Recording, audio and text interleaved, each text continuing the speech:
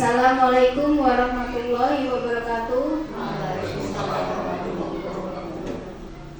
Alhamdulillahirabbil alamin wa bihi nasta'in wa ala umuri dunya waddin wa ala alihi washabihi ajmain amma ba'du.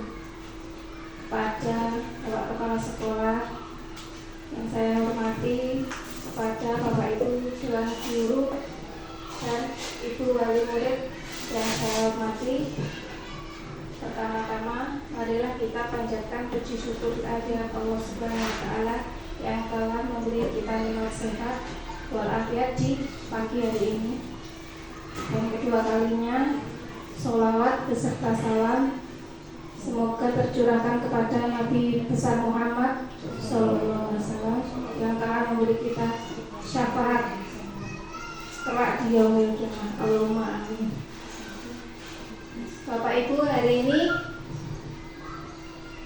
saya akan membagikan atau menyebarkan pemahaman dan penerapan pengalaman budaya positif.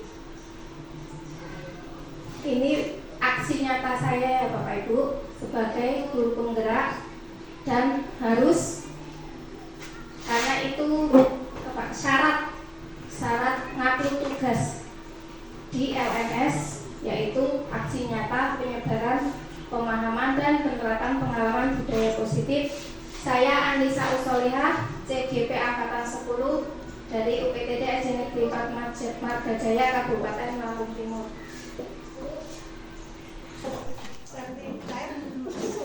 Ini tes konsentrasi ya Bapak Ibu, tes briefingnya tes konsentrasi.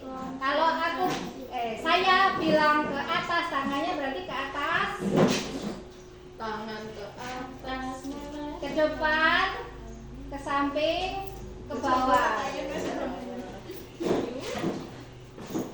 Konsentrasi. Apa yang saya bicarakan? Berarti sesuai yang begitu. Ya bener, aku tadi gini ya. Yuk. Ke samping, ke atas. Yuk kamerawan. Terus ada lagi, tangan di atas, puter, puter, puter, berhenti. Puter, puter, puter, berhenti. Berhenti, berhenti, berhenti. Apa panjang sih? Berhenti, Pak. Puter. Puter, puter, puter, berhenti. Berhenti, berhenti. Berhenti. Puter. Sampai bawah. Terima kasih.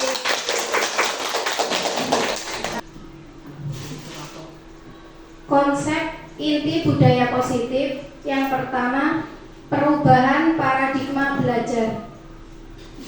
Terus yang kedua, disiplin positif. Selanjutnya, nilai-nilai kebajikan. Selanjutnya, kebutuhan dasar manusia, motivasi perilaku manusia, posisi kontrol guru, keyakinan kelas, dan yang terakhir, segitiga restitusi.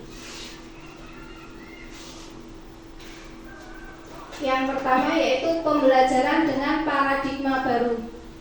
Pembelajaran dengan paradigma baru merupakan pembelajaran yang dirancang berdasarkan prinsip pembelajaran berdiferensiasi atau perbedaan, sehingga para peserta didik belajar sesuai kebutuhannya berdasarkan tahap perkembangan sesuai teori psikologi modern untuk mewujudkan profil belajar Pancasila. Di sini di pembelajaran dengan paradigma baru ini peserta didik kan beda-beda ya Bapak Ibu, dengan psikolog yang berbeda, kebutuhan yang berbeda. Jadi di sini diterapkan dengan pembelajaran berdiferensiasi itu tadi, dengan perbedaan murid.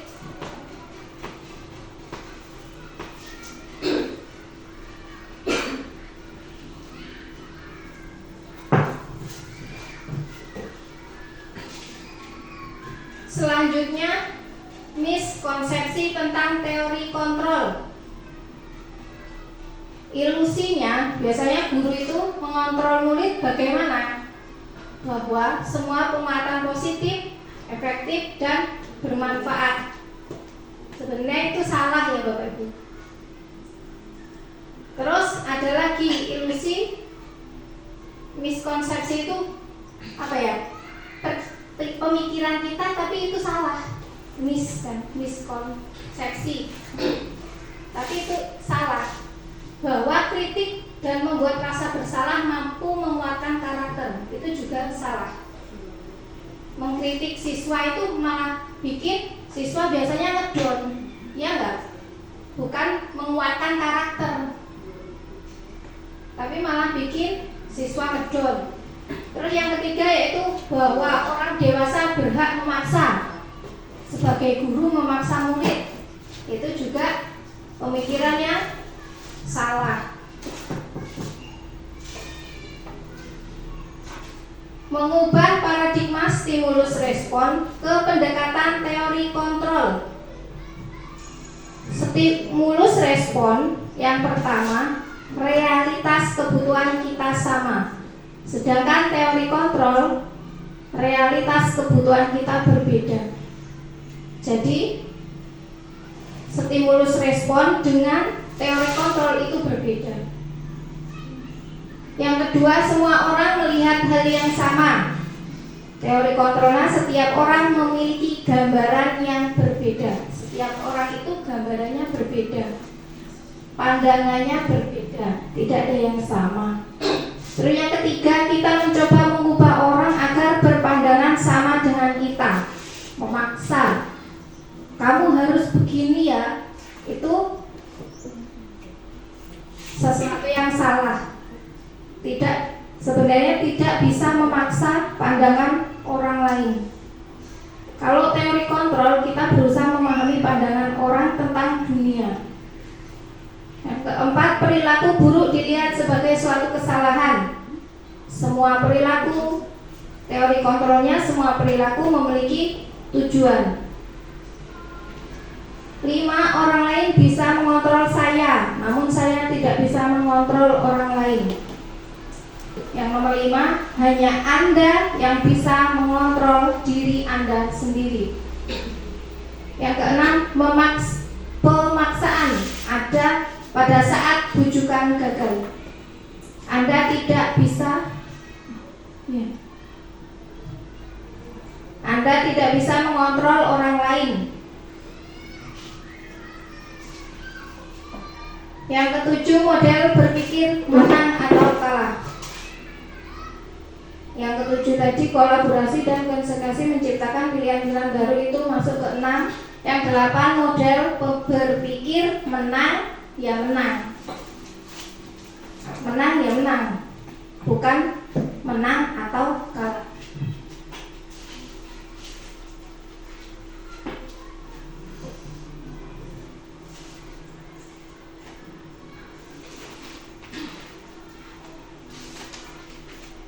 Selanjutnya, disiplin positif. Apa itu disiplin positif? Disiplin berasal dari kata disiplina, yang artinya belajar. Disiplin mengacu pada disiplin diri yang memiliki tanggung jawab terhadap apa yang dilakukannya berdasarkan nilai-nilai yang diyakini. Disiplin positif merupakan salah satu cara penerapan disiplin yang bertujuan untuk menumbuhkan kesadaran serta memberdayakan peserta didik tanpa imbalan, tahu penghargaan, reward, ancaman atau hukuman.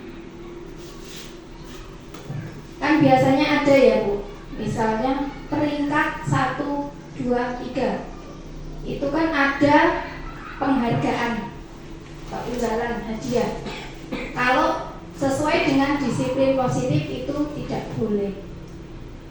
Tidak bolehnya itu termasuk bully ke peserta yang tidak juara 1, 2, 3.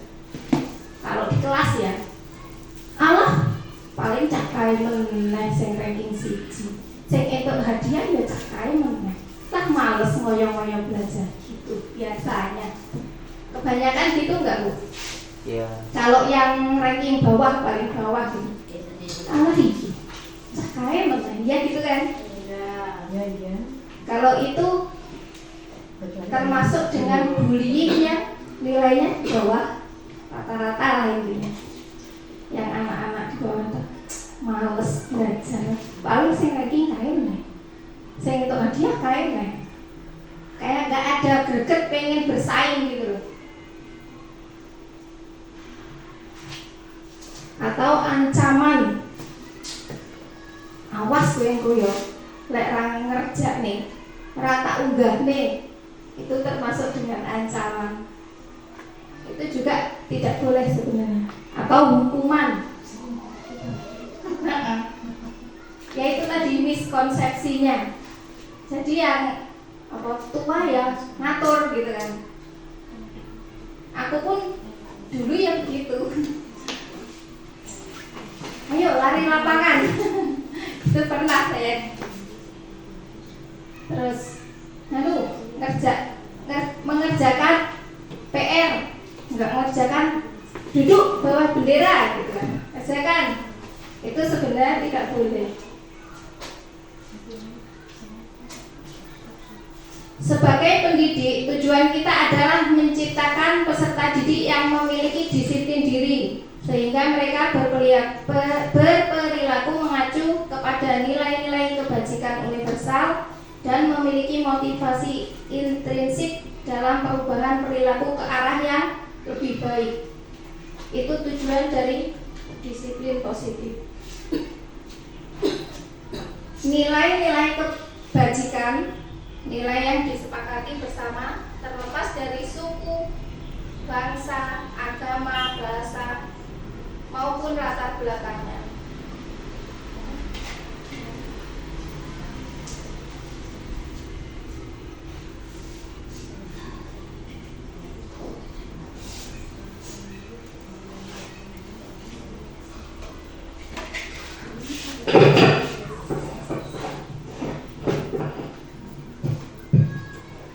Ini ada contoh nilai kebajikan institusi atau organisasi. Kalau profil pelajar Pancasila itu apa, Bu? Institusi ya? Dari pendidikan. Yang pertama nilai kebajikannya yaitu apa, Bu? Bu Imel? Beriman dan bertakwa pada Tuhan Yang Maha Esa dan berakhlak mulia. Yang kedua, berkebinekaan global. Ketiga, gotong royong, mandiri, kreatif, bernalar, kritis. Itu contoh nilai kebajikan institusi pendidikan. Ada lagi ini dari organisasi, yaitu Ibo Primary Years Program yang disingkat PYP. Itu nilai kebajikannya toleransi, rasa hormat, integritas, mandiri, menghargai, antusias, empati, keingintahuan, kreativitas, kerjasama, percaya diri, dan komitmen. Yang ketiga, contoh nilai kebajikan institusi atau organisasi keterampilan hidup, life skill. Dapat dipercaya, lurus hati, pendengaran yang aktif, tidak merendahkan orang lain, dan memberikan yang terbaik dari diri. Dari tiga itu yang kita jalani, yang pertama, yang profil pelajar Pancasila. Kebutuhan dasar manusia. Kebutuhan dasar manusia adalah segala sesuatu yang kita lakukan untuk mendapatkan apa yang kita inginkan. Seluruh tindakan yang kita lakukan memiliki tujuan tertentu, dan semua usaha terbaik yang kita lakukan adalah dalam rangka agar kebutuhan dasar kita terpenuhi dengan baik. 5. Kebutuhan dasar manusia. Yang pertama yaitu bertahan hidup. Itu dengan makan, pakaian, tempat tinggal, keamanan dan kesehatan. Kasih sayang dan rasa diterima. Itu dipedulikan ya, rasa dipedulikan, berbagi, kerjasama, menjadi bagian dalam kelompok. Yang ketiga, penguasaan harga diri, keinginan untuk dianggap, memimpin, berprestasi, diakui, dan didengar. Yang keempat, kebebasan mandiri, memiliki pilihan, mencoba hal baru, mampu mengendalikan arah dirinya. Dan yang kelima, kesenangan. Kesenangan itu kebutuhan bermain, humor, antusiasme, tertawa. Itu kebutuhan kesenangan. Motivasi perilaku manusia. Motivasi ekstrinsik. Yang pertama, untuk menghindari ketidaknyamanan atau hukuman. Yang kedua, untuk mendapatkan imbalan atau penghargaan dari orang lain. Itu termasuk peringkat tadi, untuk mendapatkan imbalan atau penghargaan. Jadi dia motivasi perilaku. Belajar biar aku peringkat 1. Belajar aku biar peringkat lebih tinggi dari yang kemarin. Itu motivasi perilaku. Untuk yang ketiga yaitu untuk menjadi orang yang mereka inginkan dan menghargai diri sendiri dengan nilai-nilai yang mereka percaya. Itu yang ketiga yang termasuk bagus. Jadi tidak untuk orang lain tapi untuk dirinya sendiri. Dari motivasi untuk dirinya sendiri. Tidak kalau orang lain ingin dihargai, dirinya ingin dihargai oleh guru, oleh orang tua, dan dirinya sendiri. Hukuman tidak terencana atau tiba-tiba. Murid tidak tahu apa yang akan terjadi atau tidak dilibatkan. Bersifat satu arah berupa hukuman fisik atau psikis. Jadi siswa itu tidak tahu kalau misalnya dia melanggar kesepakatan kelas, dia dihukum, suruh berdiri di tiang bendera. Tapi saat itu juga gurunya ngomong, kamu melanggar, misalnya ribut atau tidak mengerjakan PR, suruh berdiri di tiang bendera. Jadi saat itu juga diberi hukuman. Jadi tidak ada kesepakatan kelas nanti kalau melanggar ini kamu begini gitu enggak. Jadi ini tiba-tiba kalau hukumannya. Kalau konsekuensi terencana disepakati sesuai kesepakatan kelas. Kamu kalau tidak mengerjakan PR, konsekuensinya kamu harus begini. Itu udah namanya konsekuensi, udah peraturan. Terencana atau disepakati sesuai peraturan. Murid tetap dibuat tidak nyaman. Sikap guru selalu memonitor murid. Namanya konsekuensi ya tidak nyaman ya. Termasuk hukuman tapi udah. Yang selanjutnya restitusi. Kalau restitusi itu proses menciptakan kondisi bagi murid untuk memperbaiki kesalahan. Proses kolaboratif yang mengajarkan murid untuk mencapai solusi sendiri. Jadi kalau restitusi itu gurunya mendekati murid. Kenapa? Kok nggak mengerjakan PR? Misalnya gitu ya. Jadi dengan pendekatan, kesepakatan kelas kita apa? Kok nggak mengerjakan PR? Terus kamu mau memperbaiki nggak? Gimana caranya? Besok mau berubah nggak? Jadi dengan kata-kata halus kalau restitusi itu, tidak dengan kekerasan atau tidak dengan peraturan.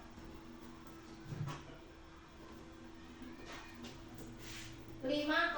Posisi kontrol guru. Yang pertama, penghukum. Guru itu dikatakan kalau menghukum berarti kan penghukum ya. Hukuman berupa fisik atau verbal atau psikis untuk mengendalikan perilaku. Patuhi aturan saya, awas ya, kamu selalu saja salah. Itu kata-kata menghukum. Suruh berdiri di tiang bendera, suruh mengelilingi lapangan. Itu termasuk guru yang sebagai penghukum. Yang kedua, pembuat merasa bersalah. Guru menggunakan kata-kata yang lembut untuk membuat orang lain merasa bersalah atau rendah diri. Ibu sangat kecewa dengan kamu, nak. Berapa kali harus saya ingatkan? Jadi dia merasa, anaknya itu merasa bersalah. Yang ketiga, teman. Guru sebagai posisi teman menggunakan persuasi atau hubungan baik untuk mempengaruhi perilaku. Ayolah, kerjakan demi ibu ya. Kata-kata lembut. Ada juga, ya udahlah, sekarang gak ibu hukum, tapi besok kerjakan ya. Saya gak kerjakan PR. Tapi itu biasanya tidak langsung merubah ya kalau sebagai teman itu. Biasanya mah lah, paling gak disengaja ibu guru. Besok lagi diulangi lagi. Yang keempat, pemantau. Melihat perilaku siswa dan menggunakan bukti-bukti tersebut untuk membuat keputusan tentang tindakan apa yang perlu diambil. Apa yang telah kamu lakukan? Apa alasannya? Kenapa kamu begini? Kenapa kamu begitu? Itu pemantau. Yang kelima, manajer. Guru bersikap kolaboratif dengan siswa untuk menemukan solusi atau masalah perilaku. Guru akan membimbing siswa untuk mengatur diri dan bertanggung jawab atas tindakan sendiri.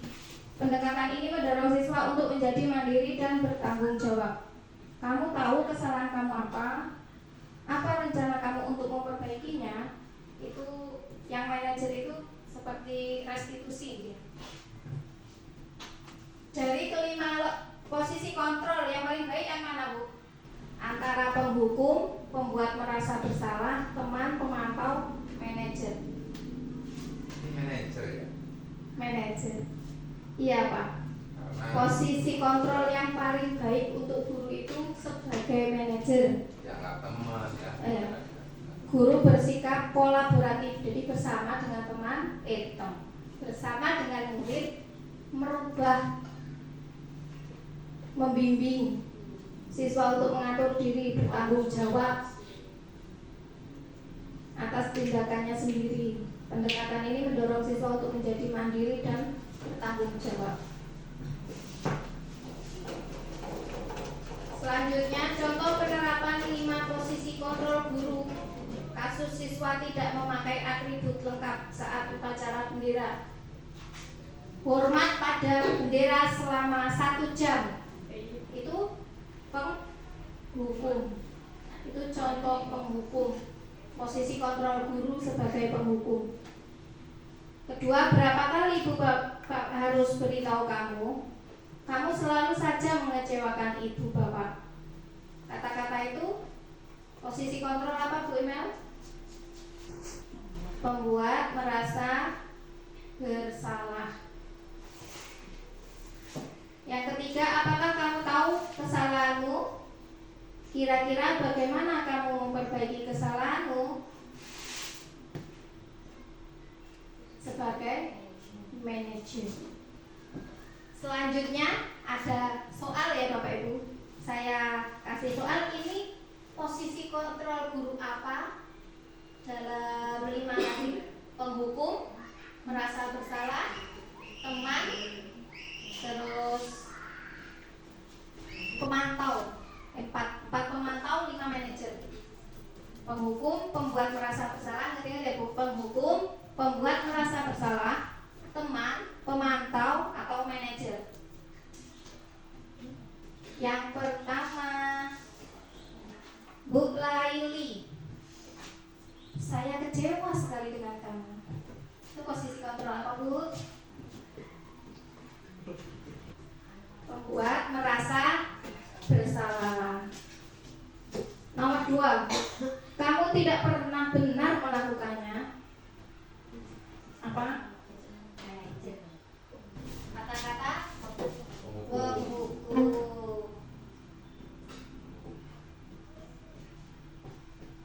Tapi pembuku itu tidak fisik aja, psikis juga kata-kata ya. Apa rencanamu untuk menyelesaikan masalah ini? Nah, tadi ada manajer. Ayolah, lakukan demi Bapak Ibu ya. Tadi ada teman, sebagai teman. Kamu tidak pernah mendapatkan nilai jika tidak mengerjakan tugas.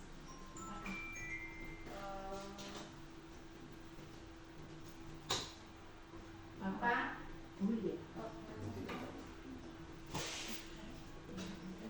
Yang Pak? Pemantau, itu termasuk pemantau.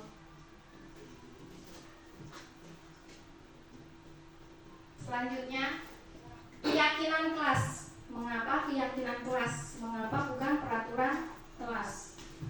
Pembentukan keyakinan kelas bersifat abstrak berupa pernyataan universal, dibuat dalam pernyataan positif, sedikit saja sudah mudah diingat, sesuai dengan kondisi kelas dan sekolah sehingga mudah diterapkan.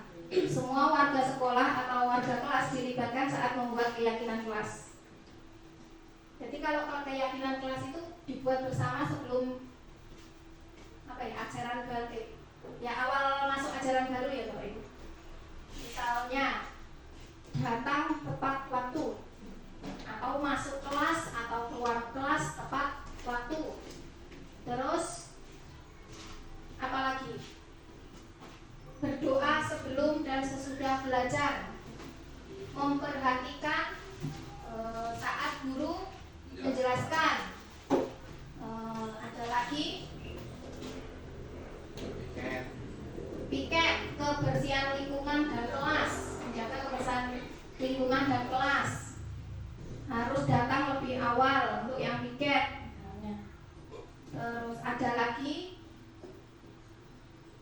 berpakaian rapi dan bersih. Kalau sudah dibuat kesepakatan kelas, jadi anak didik harus mematuhi. Kalau enggak, kita buat restitusi lagi sampai dia menjalankan peraturan atau bukan peraturan, keyakinan kelas. Menjadikan sebuah keyakinan ya. Menjadikan sebuah keyakinan dalam diri anak tersebut.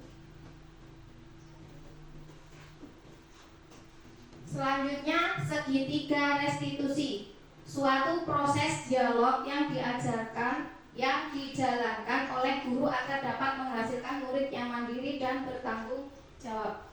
Ini sama dengan kontrol guru sebagai manajer. Tahap segitiga restitusi yang pertama menstabilkan identitas, yang kedua validasi tindakan yang salah, yang ketiga menanyakan keyakinan. Keyakinan tadi, keyakinan kelasnya apa? Yang pertama, menstabilkan identitas. Berdasarkan prinsip pembuat kesalahan adalah bagian dari proses pembelajaran. Yang pertama, berbuat salah itu wajar, nak. Jadi tidak, kalau restitusi itu tidak dengan kekerasan, tidak dengan, jadi dia lemah lembut. Tidak ada manusia yang sempurna. Ibu bapak juga pernah dulu melakukan saat SD, seakan-akan kita tuh sebagai teman iya, manajer iya. Ibu bapak tidak mau mencari siapa yang salah, tapi ibu bapak ingin mencari solusi dari permasalahan ini. Kamu berhak merasa begitu. Yang kedua yaitu validasi tindakan yang salah.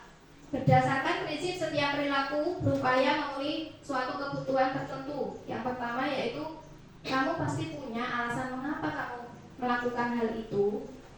Padahal kamu bisa loh melakukan yang lebih buruk dari ini atau yang lebih baik dari ini. Kamu patut bangga karena telah melindungi sesuatu yang penting buatmu. Misalnya dia berantem tapi dia melindungi apa, di olok-olok dia dibully koyonan kayak gitu itu. Dibully tapi dia gak terima. Bahasanya kamu patut bangga karena kamu telah melindungi sesuatu yang penting buatmu. Kamu melakukannya karena mempertahankan sesuatu yang penting bagimu. Yang ketiga yaitu menanyakan keyakinan. Berdasarkan prinsip teori kontrol bahwa pada dasarnya kita termotivasi secara intrinsik. Apa keyakinan kelas kita? Keyakinan kelas yang banyak tadi dia suruh membuktikan nilai apa yang telah disepakati bersama. Seperti apa gambaran sebuah kelas yang ideal menurut kamu? Kamu ingin menjadi orang yang seperti apa? Terus ada lagi misalnya, setelah menanyakan keyakinan kelas, kamu melanggar keyakinan kelas kita yang nomor berapa?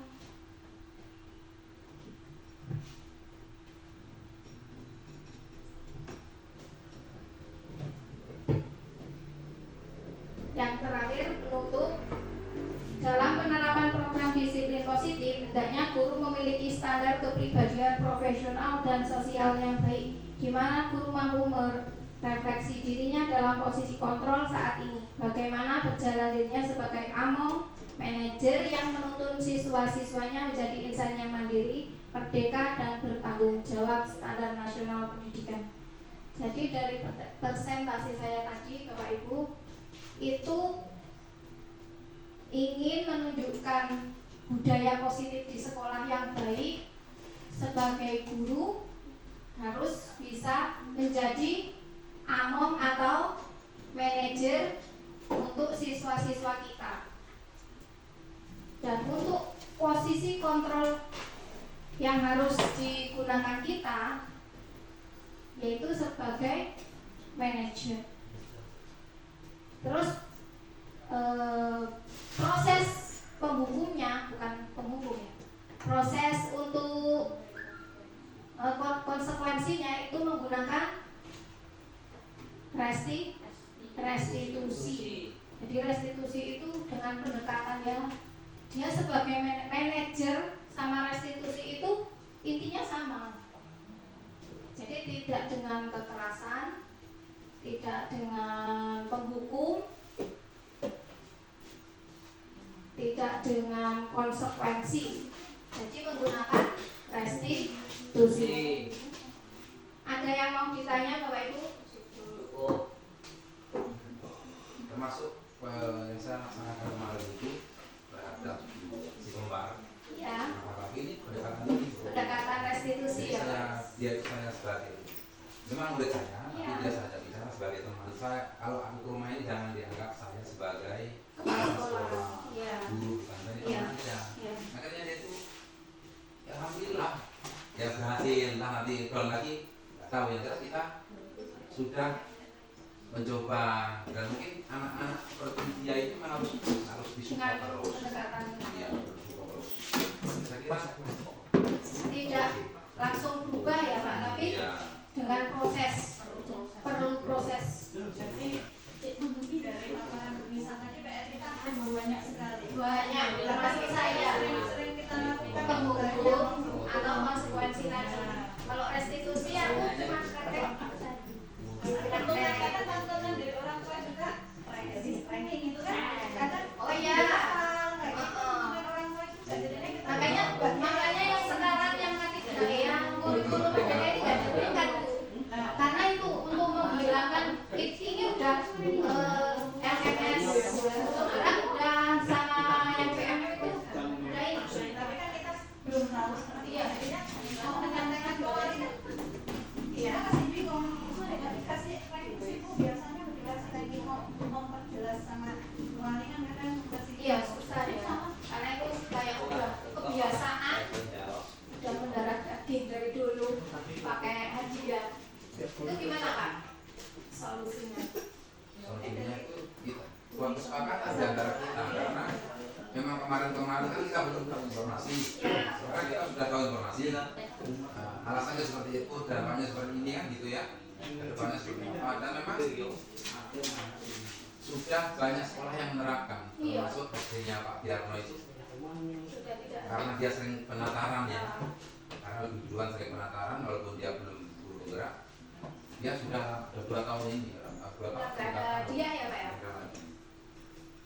Jadi nggak ada ranking. Iya nggak ada ranking. berarti nggak ada hadiah juga Yang namanya keputusan baru itu biasanya nanti ada yang protes. Iya. Nah, tapi dijelaskan.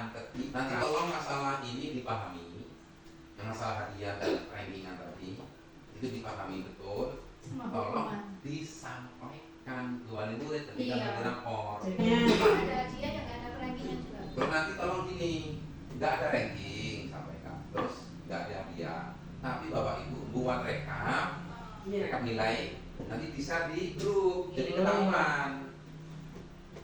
Yang tertinggi siapa yang berapa gitu loh. Legernya yang di Legernya.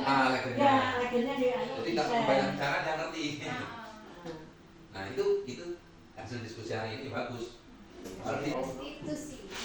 ada Ya. penulisan baru lah, terbaru. Dan kita rapi banyak hasilnya. Iya. Tapi rapi lama. Yang restitusi udah menerangkan tapi Iya. tidak tahu Ya. apa itu saya. Jadi SD kita berhasil, berapa itu berhasil. Bahkan dari underdog akhirnya menjadi ranking, kan luar biasa. Tidak bisa baca, akhirnya jadi ranking 1. Udah, udah. Baik Bapak Ibu, kurang lebihnya saya minta maaf. Saya akhiri. Wabillahi taufiq wal hidayah. Wassalamualaikum warahmatullahi wabarakatuh. Waalaikumsalam warahmatullahi wabarakatuh. Assalamualaikum warahmatullahi wabarakatuh. Sehat anak-anak? Sehat. Sudah sarapan? Siapa yang belum? Aku. Emang tadi gak jajan? Jajan. Hari ini kita mau membuat kesepakatan kelas yang harus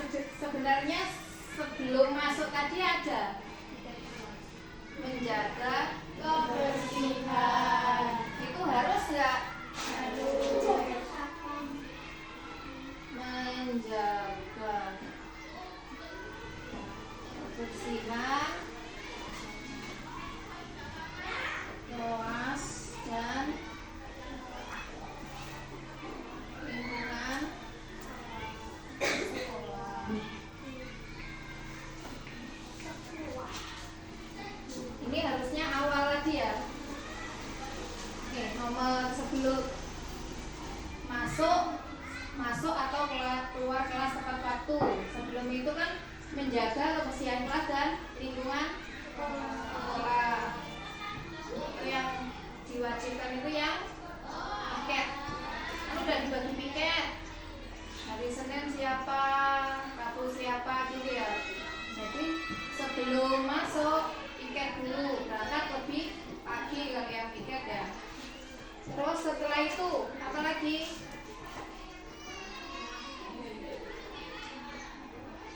Selain menjaga lingkungan,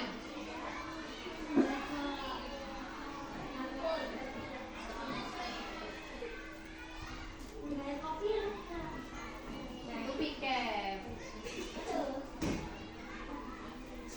Kalau misalnya pinjam buku harus dia apa? Mengembalikan barang yang dipinjam ke tempat semula.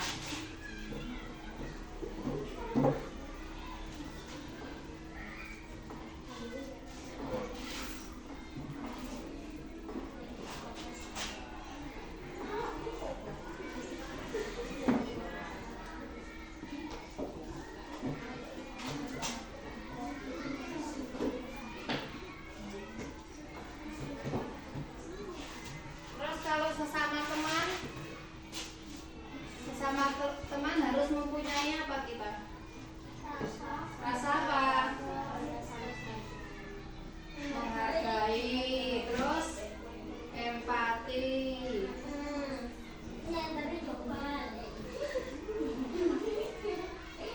Berarti itu jahat teman-teman. Boleh nggak? Itu termasuk dengan bullying. Bullying itu boleh nggak? Enggak, bullying itu nggak boleh. Kita harus mempunyai rasa empati, kasihan. Kalau ada teman yang sakit, itu kita bantu, kita jenguk. Terus kalau ada teman yang kurang atau enggak, misalnya dia beda dari yang lain, jangan diolok-olok seperti Hanif ngolok-ngolok anak. Enggak boleh. Itu berarti tidak mempunyai sifat empati.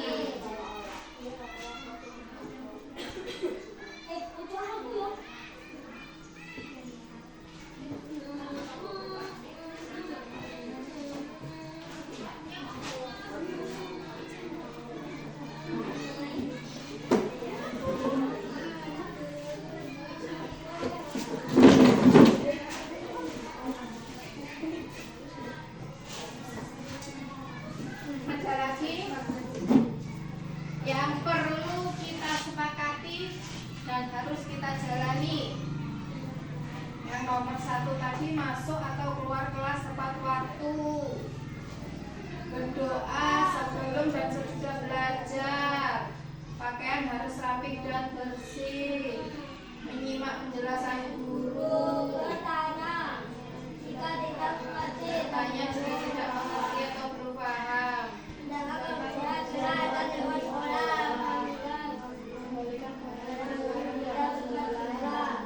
Terus supaya rasa empati terhadap apalagi? Ayo Hanif apa?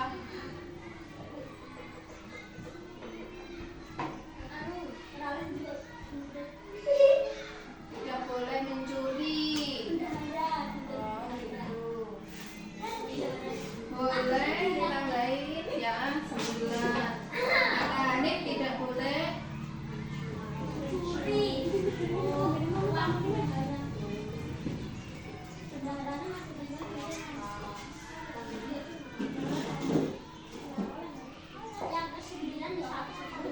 tidak boleh mencuri. Karena ada kasus hilang duitnya di tas ya. Itu tinggal apa? Piket. Berarti ada salah satu teman yang mengambil.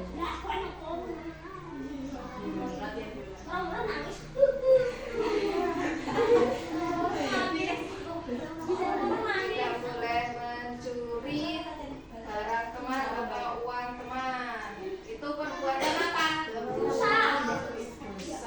Perbuatan tidak baik.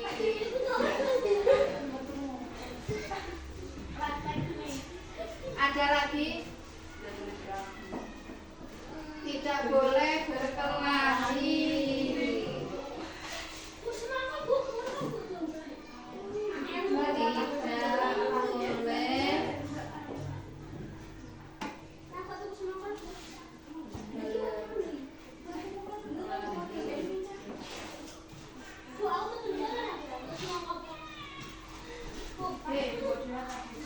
Ada lagi?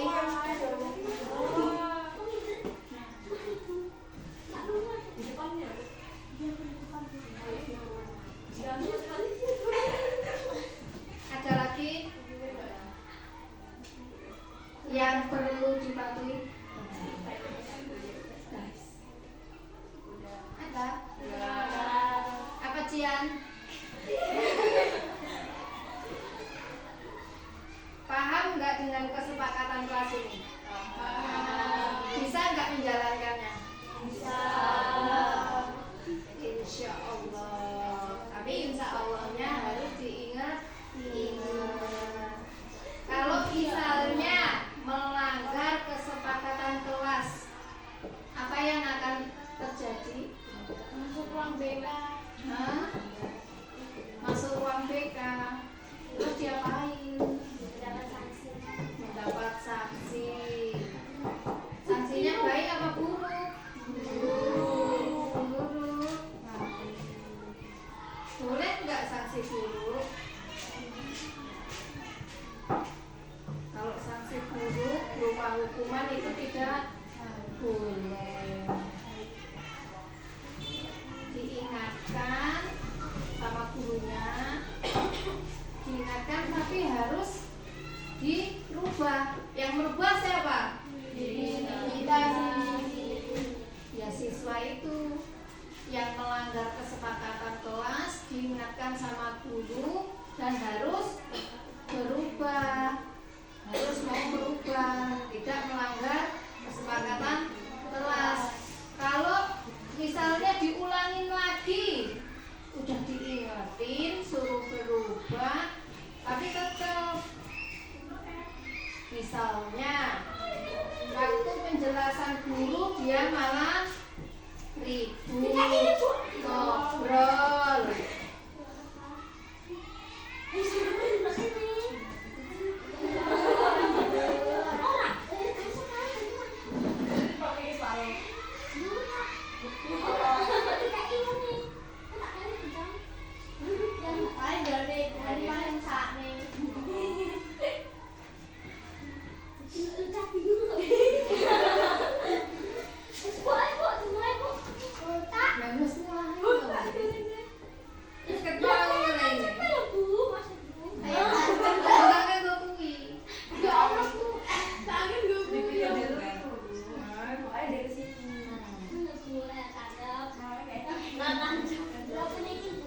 Kalau melanggar kesepakatan kelas, biasanya guru itu menggunakan sistem restitusi. Kemarin udah ada yang ini ya, kena restitusi ya.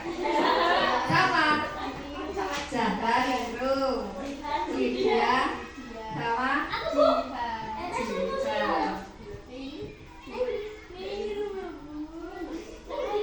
Jadi kalau hukuman itu kan tidak boleh. Itu kalau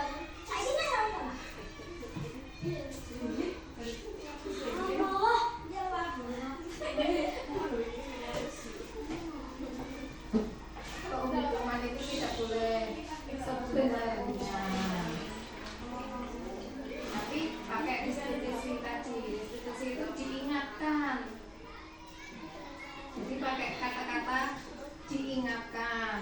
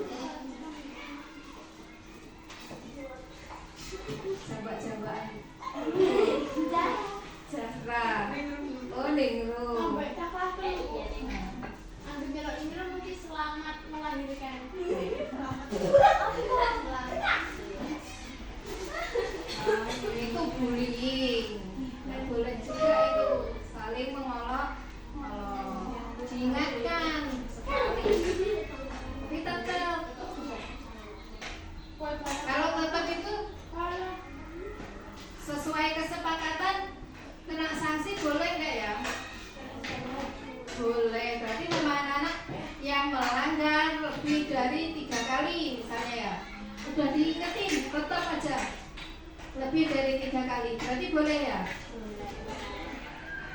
Setuju nggak? Setuju. Contohnya apa?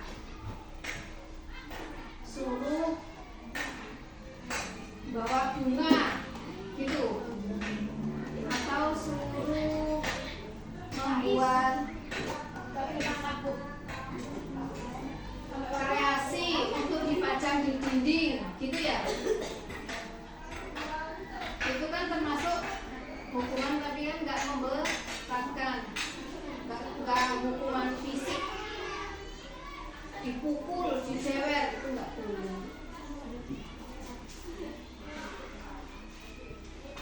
Nah, paham nggak dengan kesepakatan kelas hari ini? Hani paham? Kalau paham, harus kita jalani, harus kita patuhi, harus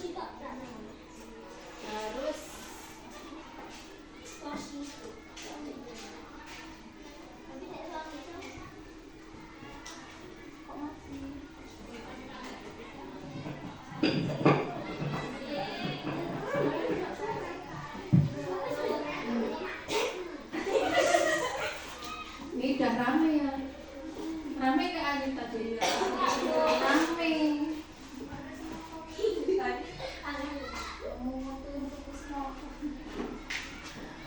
Rame, nggak boleh nggak. Kalau ada yang menjelaskan di depan harus didengarkan dulu. Kalau dipersilakan untuk ngomong, hanya ngomong baru kamu ngomong.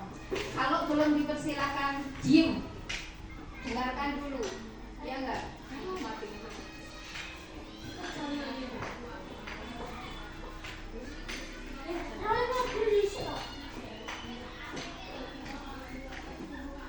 Harus kita pahami, harus kita hafalkan, harus kita jalankan kesepakatan kelas. Terus kalau melanggar, ya itu sudah resiko yang melanggar. Mau ditegur dulu, kalau masih melanggar ada sanksi berupa sanksi yang membangun ya, membangun peserta didik itu untuk lebih tertib, untuk lebih bisa menjalankan kesepakatan kelas hari ini.